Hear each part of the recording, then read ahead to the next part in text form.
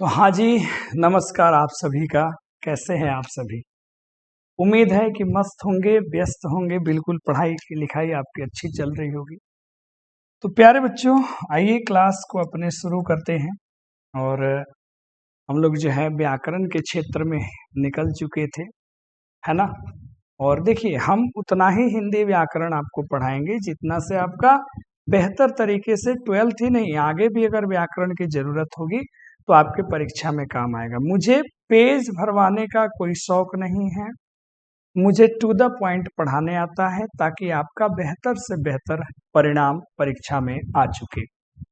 इसलिए प्यारे साथी, और इसलिए हमने व्याकरण में बिल्कुल जो है शून्य से कहानी को शुरू किया है कि बच्चे जो है शून्य से पढ़े और फिर जो है अपने शिखर तक, अर्थात जहां तक उनको जाना है वहां तक वो पहुंच पाए। इसी क्रम में प्यारे साथियों, हम लोगों ने सर्वप्रथम पढ़ा था, क्या पढ़ा था? तो सबसे पहले हमने आपको क्या पढ़ाया? व्याकरण पढ़ाया। फिर हमने बताया कैसे एक भाषा का निर्माण होता है। फिर उसके बाद हमने आपको पढ़ाया संस्कृत वर्णमाला में कितने वर्ण हैं, हिंदी वर्णमाला में कितने वर्ण हैं, ये आपने अच्छे से पढ़ लिया। और वर्णमाला किसे कहते हैं, क्या स्वर होता है, क्या व्यंजन होता है, स्वर के सारे प्रकार, हर्ष स्वर, दीर्घ स्वर, प्लूट स्वर क्या होते हैं, व्यंजन के सारे प्रकार, स्पर्श क्या है, अंतस्थ क्या है, उसमें क्या है, संयुक्त क्या है, दुगुन क्या है। इसके बाद आपने पढ़ा श्वास वायु की मात्रा के आधार पे अल्प प्राण महाप्राण को, जहां आपने पढ़ा था 1 3 5 और अंतस्थ ले लो तो अल्प प्राण, बाकी 2 4 और उष्म ले लो तो महाप्राण हो जाते हैं।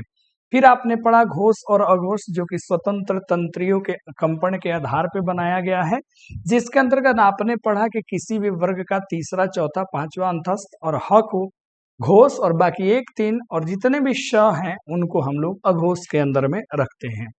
फिर इसके बाद वर्णों का उच्चारण स्थान हमने आपको पढ़ाया, जो कि परीक्षा के दृष्टिकोण से बड़ा महत्वपूर्ण है। हमने सिखाया कंठ से जो शब्द होते हैं अ आ क वर्ग ह और विसर्ग होते हैं, तालु से ये सारे, मूर्धा से ये सभी, दांत से दंत से ये, होठ यानी कि जो आप बोलते हैं ना होठ यानी कि ओष्ठ से ये, नासिक मुख से ये, कंठ और तालु से आपके ये हैं, कंठ और ओठ से ये है, और दंत और ओष्ठ से अंतिम वाला वो है। तो ये सारे आप अच्छे से इसको रिवीजन कर लेना, इसको याद कर लेना, है ना। और जल्द ही इस पे आपको पीडीएफ्स मिलेंगे। कौन से पीडीएफ्स प्यारे साथियों? जिसमें क्वेश्चन होगा वो आप बनाएंगे। थोड़ा सा हमने सोचा और आपको हम आगे बढ़ा दें। अब बात करते हैं बेटा जी, आज की क्लास में शुरू करते हैं शब्द के बारे में। और ये हमारे वही सारे पढ़ाए गए बातें हैं जो हम अपने यहाँ ऑफलाइन में बच्चों को पढ़ा देते हैं, वही चीज है। और यही पढ़ पढ़ के अच्छे तरीके से सारे प्रश्नों के उत्तर बच्चे बना पाते हैं। अगर बात करें बेटा शब्द का, शब्द यानी कि अंग्रेजी में इसी को प्यारे साथियों आप किस नाम से बुलाते हैं? तो आप बुलाते हैं वर्ड के नाम से। इसी चीज को आप इंग्लिश में क्या बोलते हैं? वर्ड बोलते हैं। और जो डेफिनेशन लगभग आपको वहां मिलता है वही डेफिनेशन यहाँ भी, एक या एक से अधिक वर्ण या अक्षर। हमने आपको बताया था पिछली क्लास में कि बहु जगहों पे वर्ण और अक्षर में अंतर बताए गए हैं, एक बारीक सा अंतर बताया गया है। अन्यथा बहुत सारे व्याकरण के जो विद है, जानकार है, दोनों को लगभग एक ही मानते हैं। तो वर्ण या अक्षरों से निर्मित स्वतंत्र सार्थक, यहाँ पे जो इंपॉर्टेंट चीज है वो है बेटा जी स्वतंत्र के साथ साथ सार्थक, यानी कि जिसका अर्थ साथ में लगा होना चाहिए, सार्थक हो, जिसका कोई अर्थ निकले, उस इकाई को, उस ध्वनि को हम क्या बोलते हैं बेटा जी? शब्द बोलते हैं। यानी कि एक से अधिक वर्ण आपने मिला लिए, जैसे क म ल, तो कमल का मतलब है ना कि एक बेटा ये पुष्प का नाम है, एक फूल का नाम है। इसमें बात करो तो 1 2 3 आपके अक्षर हो गए। अगर इन्हीं को अगर वर्ण में अगर आप बांटना चाहेंगे तो क में अ है, यहाँ 2 हो गए, म में अ है, यहाँ 2 हो गए, ल में अ है, यहाँ 2 हो गए। मतलब अगर आप अंतर में जाओ तो अगर आप इसमें वो अंतर वाली जो मैंने बात बताई, अक्षर देखोगे तो 3 ही है और वर्ण देखोगे तो 6 आपके वर्ण यहाँ पे निकल करके सामने आ गए। लेकिन बेटा जी कहीं कहीं पे अक्षर वर्ण को सेम माना गया है, तो इसलिए हमने यहाँ पे दोनों शब्दों का प्रयोग करा है आप सभी के लिए। ठीक है, चलो आगे देखते हैं। अगर ये इनका अर्थ नहीं निकले तो फिर ये अलग किस्म के शब्द, जिनको हम लोग निरर्थक शब्द से नाम से जानते हैं। अब आइए शब्दों के प्रकार के बारे में पढ़ते हैं, टू द पॉइंट लेके हम चलेंगे, इधर उधर कोई खेला वेला की बात नहीं होगी। समय कम दीजिए, अच्छी चीजें पढ़िए, सटीक चीजें पढ़िए। सबसे पहले देखो, शब्दों को जो है ना अलग अलग आधार पे क्लासिफिकेशन अर्थात वर्गीकरण किया गया है। तो प्यारे बच्चों, सबसे पहले अर्थ के आधार पर, on the basis of meaning, सार्थक और निरर्थक, यानी कि जिसमें जिस शब्द का अर्थ निकलता हो उसे हम सार्थक कहेंगे, और जिस शब्द का कोई अर्थ ना निकलता हो उसे निरर्थक कहेंगे। जैसे मान लीजिए यहाँ पे कमल का अर्थ आया कि एक पुष्प है, या फिर मान लीजिए ये हो सकता है कि किसी बालक का, ये बालक का मान लीजिए नाम भी तो हो सकता है ना, कमल, ठीक है। लेकिन मान लीजिए इसी को कोई कर देगा ल म क, इसका क्या कोई अर्थ आ रहा है? तो इसका बेटा जी कोई अर्थ नहीं है, तो इसे हम निरर्थक वाली मतलब श्रेणी में इनको रखेंगे। तो ये अपने सार्थक हो गए, ये निरर्थक हो गए। ऐसे तो आप ढेर सारे शब्दों का निर्माण कर सकते हैं, है ना। अच्छा, अपने की बोलचाल की भाषा में भी हम लोग ऐसे ऐसे शब्द कभी कभी बोल देते हैं जिसका कोई अर्थ नहीं बनता, लेकिन चल रहा है पारंपरिक तरीके पे तो हम लोग चलाते चलते हैं। खैर बाबू, चलो आगे देखते हैं। दूसरी है रचना या व्युत्पत्ति के आधार पे, रचना या व्युत्पत्ति के आधार पे, तो इसमें होते हैं रूढ़, यौगिक और योग रूढ़। बोलेंगे कौन कौन? रूढ़, यौगिक, योग रूढ़। फिर बोलेंगे उत्पत्ति के आधार पे रूढ़, यौगिक, योग रूढ़, जो कि बड़ा इंपॉर्टेंट है, ये वाला अपने परीक्षा के दृष्टिकोण से बहुत इंपॉर्टेंट है। तीसरा है बेटा जी उत्पत्ति के आधार पे तत्सम, तद्भव, देशज, विदेशज और वर्ण संकर। फिर ध्यान दे दो, अर्थ के आधार पे दो हैं, सार्थक, निरर्थक। रचना यानी कि व्युत्पत्ति के आधार पर अपने कितने निकल के आ गए? 3, रूढ़, यौगिक, योग रूढ़। उत्पत्ति के आधार पे आ गए तत्सम, तद्भव, देशज, विदेशज, वर्ण संकर। यानी कि उत्पत्ति के आधार पे अपने 3 हो गए, अर्थ के आधार पे कितने हो गए बेटा जी? 2 हो गए, और इसमें आपके कितने हो गए? 5 हो गए, जो कि उत्पत्ति के आधार पर होते हैं। अब रूपांतर के आधार पे, रूपांतर अर्थात जिस शब्द का रूप बदल जाता हो, जैसे बेटा जी एक होता है विकारी और एक होता है अविकारी, जिसे हम लोगों ने कहा कि इसके आधार पे शब्दों के 2 प्रकार हैं। तो याद रख लेना, अर्थ के आधार पे 2 हो गए, रचना के आधार पे 3 हो गए, उत्पत्ति के आधार पे 5 हो गए, और परिवर्तन के आधार पे, रूपांतर के आधार पे कितने हो गए? तो रूपांतर के आधार पे 2 हो गए। अब बारी बारी से एक एक के बारे में ध्यान से पढ़ते हैं। तो यहाँ हमने आपको यहीं पे एक्सप्लेन कर दिया सार्थक और निरर्थक के बारे में। अब इम्पोर्टेंट ये है, तो यहाँ से हम कहानी को लेकर के चलते हैं। हाँ जी प्यारे साथियों, एक बात हमेशा याद रखिएगा कि जैसे आप आर्ट्स वाले होंगे या कॉमर्स या फिर साइंस वाले होंगे, तो कॉमर्स साइंस की हिंदी सेम है, आर्ट्स की हिंदी अलग है।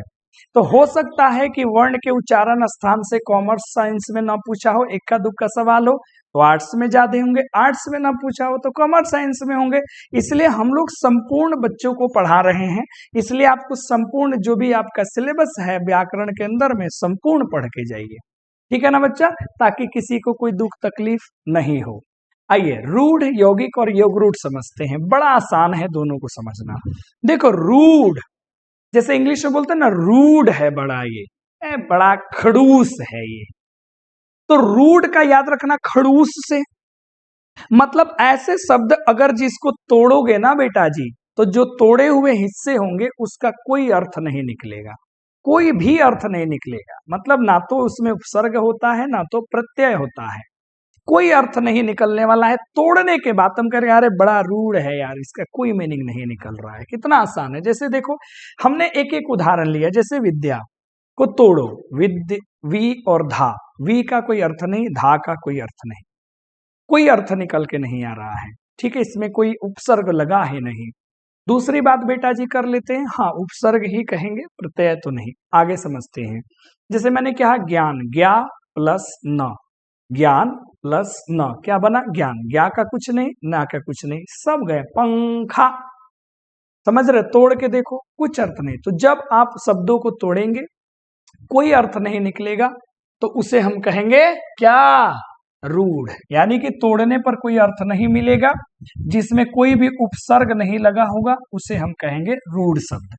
अब बात करते हैं यौगिक। तो यौगिक तो आपने बचपन से ही साइंस में भी पढ़ा होगा, है ना, केमिस्ट्री और साइंस में ही, उसके अलावे केमिस्ट्री में, उसके अलावे जो है आपने इंग्लिश में भी एक पढ़ा होगा कंपाउंड वर्ड, जिसमें हम लोग कहते हैं एक से ज्यादा शब्दों से मिलकर के अगर कोई शब्द बना हो उसे कंपाउंड वर्ड कहते हैं। जैसे मदर इन लॉ से मिलके बना मदर इन लॉ, मतलब ये भी मेल से बना होगा, तो जब इसको तोड़ोगे तो अर्थ निकलेगा, तोड़ने पर अर्थ मिलेगा। दूसरी बात है राजा, जिसमें क्या लगा होगा, उपसर्ग। जैसे विद्यालय, विद्या प्लस आलय, विद्या का मतलब ज्ञान और आलय का मतलब स्थान, जिस स्थान पे आपको ज्ञान मिले, शिक्षा मिले, उसे विद्यालय कहते हैं। हिम प्लस आलय। और ये आपको कहाँ मिलेगा, संधि में।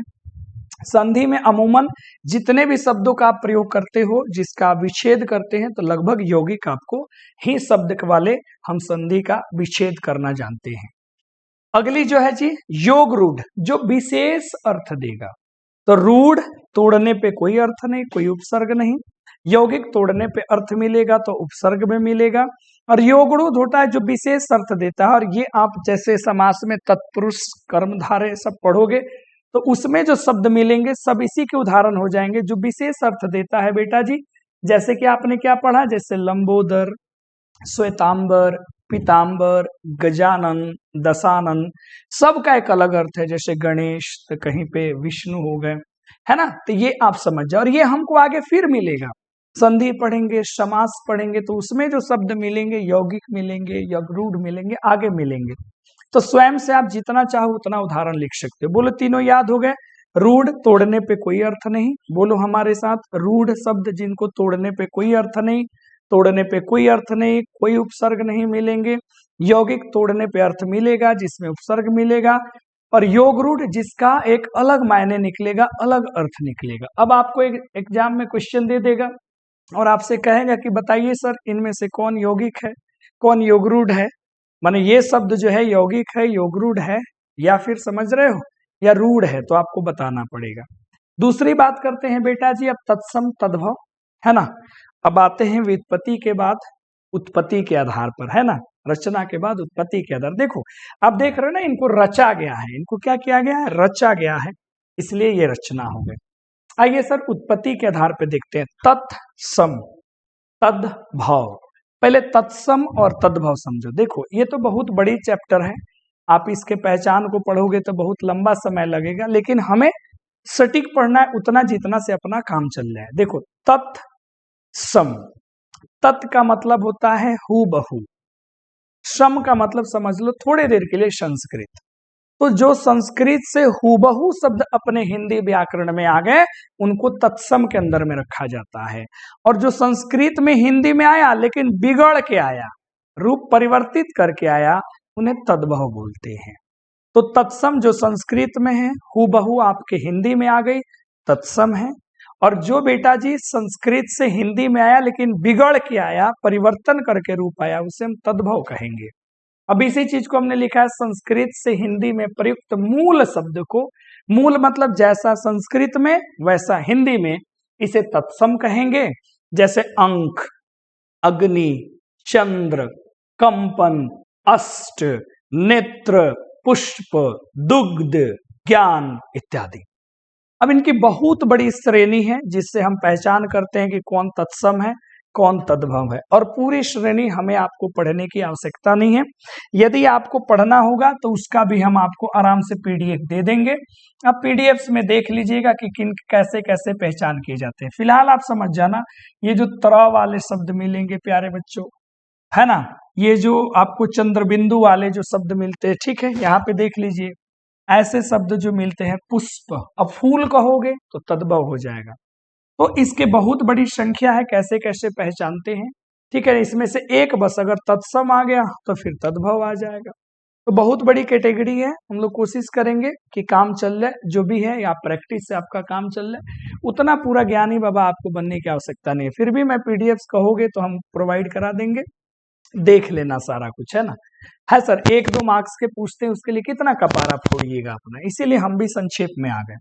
तद्भव बेटा हिंदी में प्रयुक्त संस्कृत के बिगड़े रूप को क्या बोलते हैं, तद्भव कहते हैं। जैसे अंक का आंख हो गया, अग्नि का आग हो गया, 8 का अष्ट का 8 हो गया, कंपन का कांपना हो गया, है ना, सर्प का सांप हो गया, चंद्र का चांद हो गया, आंख, पैर, आम, ये सारी चीजें, फूल, ये सब शब्द जो है ये हो गए तद्भव। तो जो संस्कृत से, जो बेटा जी जो संस्कृत से हूबहू आ गया वो तत्सम हो गया, और जो संस्कृत से बेटा जी आया लेकिन थोड़ा सा इसमें परिवर्तन हो गया वो आपका तद्भव हो गया। दोनों को याद रखिएगा, है ना। चलो जी आगे बढ़ते हैं। अब देखते हैं देशज और विदेशज। देशज नाम से ही है, देसी देसी न बोला कर छोरी रे, मतलब जो अपने ही देश के शब्द हैं, अपने ही देश के शब्द जिनका प्रयोग हम बोल चाल में करते हैं उन्हें देशज कहेंगे। और जो विदेश से शब्द आए हैं, देखो ये इतना ज्यादा है ना, असंख्यक है कि आप चाह के भी पूरा याद नहीं कर सकते हो कोई भी इसमें की कैटेगरी, क्योंकि शब्द क्या है बेटा जी, शब्द जो है ना असंख्यक है। अब देख लो संस्कृत से है, अब पूरा संस्कृत का वो सारे शब्द जो हिंदी में प्रयुक्त होते हैं कितना लफड़ा हो जाएगा, तो सारा रूल्स भी पढ़ोगे फिर भी दिमाग में भर जाएगा, और कोई ऐसा शब्द आ जाए जो आप जानते ही नहीं हो तो क्या करोगे।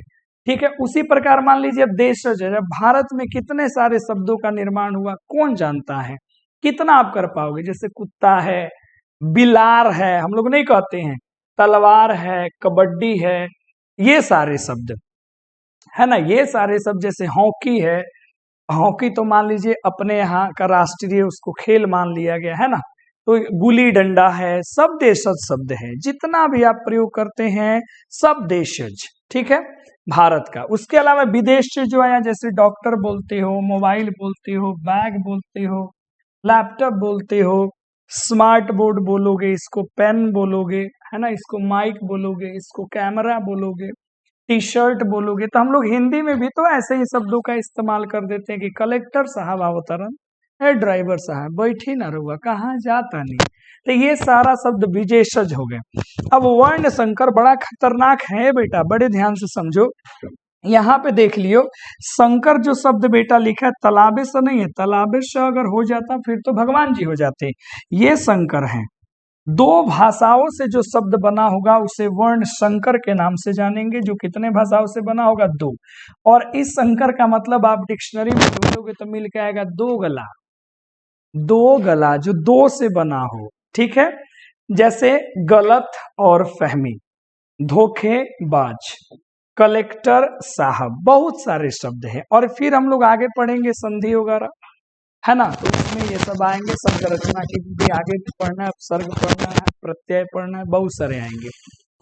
ये आप याद कर लो, तत्सम संस्कृत से जो आया सेम, तद्भव जो बदल के आया, देशज जो देश का है, विदेशज जो विदेशों से आए, वर्ण संकर जो दो देशों की भाषा या दो से अधिक को भी मिला के बना वो। अब बेटा जी नेक्स्ट आता है विकारी और अविकारी, जिसको इंग्लिश में हम लोग मॉर्फिम के नाम से बच्चों को पढ़ाते हैं। यानी कि वैसे शब्द जो लिंग, वचन, है ना, चलो बदल लेते हैं कलर को, वैसे शब्द जो लिंग, वचन, पुरुष और कारक, ये सब आगे हम पढ़ेंगे, के अनुसार रूप बदल देते हो। यानी कि ये वो ऐसे शब्द हैं जिनमें जैसे आप लिंग बदलोगे उनका रूप बदल जाएगा, तो उन शब्दों को हम कहते हैं विकारी। जैसे संज्ञा, सर्वनाम, विशेषण, क्रिया, जैसे ही लिंग बदलोगे, वचन बदलोगे, पुरुष बदलोगे तो इनका रूप बदल जाएगा। अब संज्ञा में ही देख लो, जैसे वह है तो लड़का, अगर आपने लिंग वह लड़की के लिए प्रयोग किया तो लड़का तुरंत चेंज हो जाएगा लड़की में। वचन भी परिवर्तित हो जाएगा, एक वचन से सीधे बहुवचन में चला जाएगा। अब जैसे मान लीजिए वह, ठीक है, तो है लगाओगे, जा रहा है, वे लोग, तो फिर प्लूरल हो जाएगा, जा रहे हैं कहना पड़ेगा। तो ये सारे परिवर्तित होते हैं। अविकारी जिनका रूप बदलता ही नहीं है इनके आ जाने से, जैसे संबंध सूचक अवय, समुच्चय बोधक अवय, सम्यवादी, इनको छोड़ के जो भी है सब अविकारी है। और इसी को हम लोग इंग्लिश में भी पढ़ाते हैं कि मॉर्फिम वो है और जो चेंज माने मॉर्फिम जो बदल जाता है, जिसके अंदर में सफिक्स प्रीफिक्स पढ़ते हो। खैर इंग्लिश छोड़ो, इस पे याद रखो। तो जो बदलेगा वो मतलब क्या होगा, विकारी, मतलब जिसमें विकार लग गया, रोग लग गया, ये बदल गया। और ये बेचारा कह रहा है हमको कुछ कह दीजिए, हम बदलने वाले नहीं हैं। तो यहाँ पे शब्दों की पूरी कहानी आपकी खत्म हो जाती है। एक बार रिपीट कर लो और अच्छे से इसको देख करके याद कर लो या इसको स्क्रीनशॉट लेके लिख लेना। शब्द आपने पढ़ा, अक्षर या वर्णों के मेल से जो स्वतंत्र सार्थक बनते हैं। शब्द के प्रकार अर्थ के आधार पे सार्थक और निरर्थक हो गए। फटाफट रिवीजन करा दिया रहा हूँ। रचना व्युत्पत्ति के आधार पे रूढ़ हो गए, यौगिक हो गए, योगरूढ़ हो गए, व्युत्पत्ति के आधार पर हो गए, तत्सम हो गए, तद्भव हो गए, देशज हो गए, विदेशज हो गए, वर्ण संकर हो गए, रूपांतर के आधार पे विकारी और क्या हो गए बेटा जी, अविकारी। रूढ़ वो होता है जिसको तोड़ोगे तो कोई अर्थ नहीं मिलेगा, कोई उपसर्ग नहीं होगा। यौगिक होगा, तोड़ोगे तो अर्थ मिलेगा। उपसर्ग होगा, योगरूढ़ होगा जो विशेष अर्थ देगा। तत्सम जो संस्कृत के मूल शब्द हिंदी में प्रयुक्त होते हैं तत्सम हो गए। जो संस्कृत से बिगड़े रूप है वो तद्भव हो गए। जो अपने ही देश के अंदर में हो देशज हो गए। जो बाहर से आया विदेशज हो गए। जो दो भाषाओं से बना हुआ होगा उसे हम वर्ण संकर कहेंगे। और जिस पर लिंग वचन पुरुष कारक के कारण उसका रूप बदल जाता है विकारी हो गया। संज्ञा सर्वनाम विशेषण क्रिया और बाकी जो बच गए जो परिवर्तित नहीं होते हैं वो हो गए अपने अविकारी हो गए। तो यहाँ से शब्दों की पूरी कहानी हो जाती है समाप्त। अभी इसी के बाद एक बहुत छोटी सी टॉपिक आती है जिसको एक ही स्लाइड में हमने खत्म कर दिया है, जिसमें ज्यादा हम दिमाग लगाने वाले हैं नहीं। हमने पहले ही कहा कि हमारा मकसद है आपको टू द पॉइंट लेकर के चलना, जिससे आप सारे प्रश्नों को बना पाओ। अब जैसे ये पदबंध ही है तो पदबंध के भी अलग अलग प्रकार होते हैं। संज्ञा पदबंध है, सर्वनाम पदबंध है ना, क्रिया विशेषण पदबंध है। तो उसको भी थोड़ा सा बता देते हैं, आपको याद रखना। पद क्या होता है, चलो ध्यान दो। अगर कोई शब्द स्वतंत्र है बेटा, जैसे राम, श्याम, सुनीता, अनीता, गीता, ये बोर्ड, अगर आप स्वतंत्र इकाई, शुरू में हमने लिखा था सार्थक स्वतंत्र है तो वो शब्द है। लेकिन उसी शब्द को किसी वाक्य के अंदर में अगर लिख दोगे, अब आपसे पूछा जाएगा कि इस वाक्य में ये क्या है, तो आप शब्द ना बोल के पद बोलोगे, एक पद हो जाएगा। जैसे शब्दों को वाक्यों में प्रयोग करने पर वो क्या कहलाता है, पद। एकदम टू द पॉइंट, इधर उधर तेलाबेली करने की कोई आवश्यकता ही आपको नहीं है। जैसे बेटा जी मान लीजिए, जैसे हमने यहाँ पे लिख दिया, मान लीजिए रावण, ठीक है जी, हमने यहाँ पे लिख दिया विष्णु, हमने यहाँ पे लिख दिया, चलो जी, जैसे चंपारण है बेटा जी। ऐसे ऐसे, जैसे मान लीजिए आप अपना नाम लिख लीजिए, जैसे रोहित, ठीक है। ऐसे ऐसे ढेर सारे शब्द। तो ये बेटा जी एक शब्द है, ये सारे के शब्द के उदाहरण है, चूंकि सब स्वतंत्र है, वाक्य में प्रयोग नहीं है। लेकिन जैसे ही अगर हम यहाँ पे लिखेंगे कि रावण महादेव का है ना बेटा जी भक्त थे। अब यहाँ पे जैसे ही आपने ये लिख लिया, तो अब देखो, अब यहाँ पे हम तुमसे पूछेंगे रावण क्या है। ये रावण एक शब्द है, यह रावण एक पद है। तो आप बोलोगे सर जी अब तो ये वाक्य के अंदर आ गया, तो इसको शब्द ना बोल के गुरुजी क्या बोलेंगे, पद बोलेंगे। देखो कितना आसान है, बिल्कुल आसान है बेटा जी। अब यही समझ लीजिए ध्यान से, एक से अधिक पदों को अगर एक साथ मिला दो, उनको बांध दो, तो वो कहलाएंगे पदबंध। क्या कहलाएंगे, पदबंध, जिसको अंग्रेजी में क्लॉज के नाम से जाना जाता है। उम्मीद है समझ में आ गया होगा। जैसे ठीक है, देखेंगे ध्यान से, यहाँ आइए। कई पदों के संयोग से बने वाक्यांशों को हम बेटा जी एक ही पद का कार्य करता है, जो एक ही पद का कार्य करता है उसे हम पदबंध कहा जाता है।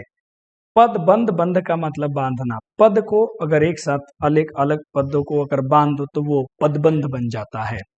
जैसे बेटा जी कमल, एक मान लेते हैं एक शब्द है, तालाब में कमल खिले हैं, यहाँ कमल क्या हो गया, पद। तालाब में सुंदर कमल खिले हैं, अब सुंदर किसके लिए प्रयुक्त हुआ, कमल के लिए, तो एक सुंदर और एक कमल मिलकर के बन गए पदबंध। तालाब में कमल है, कैसे, सुंदर, लेकिन रंग बिरंगे, तो रंग बिरंगे सुंदर, ये सब क्या हो गया, पदबंध हो गया। तो एक शब्द अगर आया वाक्य में वो पद है, एक से अधिक आ गए तो वो पदबंध है। अब वही पदबंध यदि संज्ञा के रूप में है तो संज्ञा पदबंध, और वही पदबंध यदि विशेषण के रूप में है तो विशेषण पदबंध, वही पदबंध यदि क्रिया विशेषण के रूप में है तो क्रिया विशेषण पदबंध। जैसे इंग्लिश में होता है ना नाउन क्लॉज, एडजेक्टिव क्लॉज और एडवर्बियल क्लॉज, वही कहानी यहाँ पर भी है, कोई टेंशन की बात नहीं है।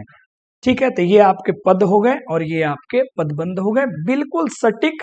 कम पढ़ो, काम का चीज है, इधर उधर तेला बेला करने की आवश्यकता कोई नहीं है। तो यहाँ तक हमारी कहानी चल रही थी शब्दों का और पद पदबंध का, वो कहानी अपनी कंप्लीट हो चुकी है। इसके बाद बेटा जी हम लोग शुरू करेंगे किसको लेकर के, तो शब्द भेद पढ़ेंगे जिसके अंदर में संज्ञा, सर्वनाम और विशेषण तीनों वीडियो में एक ही, मतलब ये तीनों क्लास एक ही वीडियो में कवर कर दूंगा, बड़े कम समय में लिमिटेड पढ़ेंगे जो अपने एग्जाम के पॉइंट ऑफ व्यू से है। और यकीन मानो सारे परीक्षा के प्रश्न आपसे बड़ी बढ़िया से खूबसूरती से बन जाएंगे। तो उम्मीद है आज की ये क्लास आपको उत्कृष्ट लगी है तो अपने अपने साथियों को भी थोड़ा सा आप उत्साहित करिए, प्रोत्साहित कीजिए, प्रेरित करिए कि वो भी हमसे जुड़े और बेहतर तरीके से हिंदी और इंग्लिश अपनी तैयारी कर सके पूरे बिहार में। बहुत बहुत धन्यवाद। फिर मिलते हैं जल्दी अगली क्लास के साथ।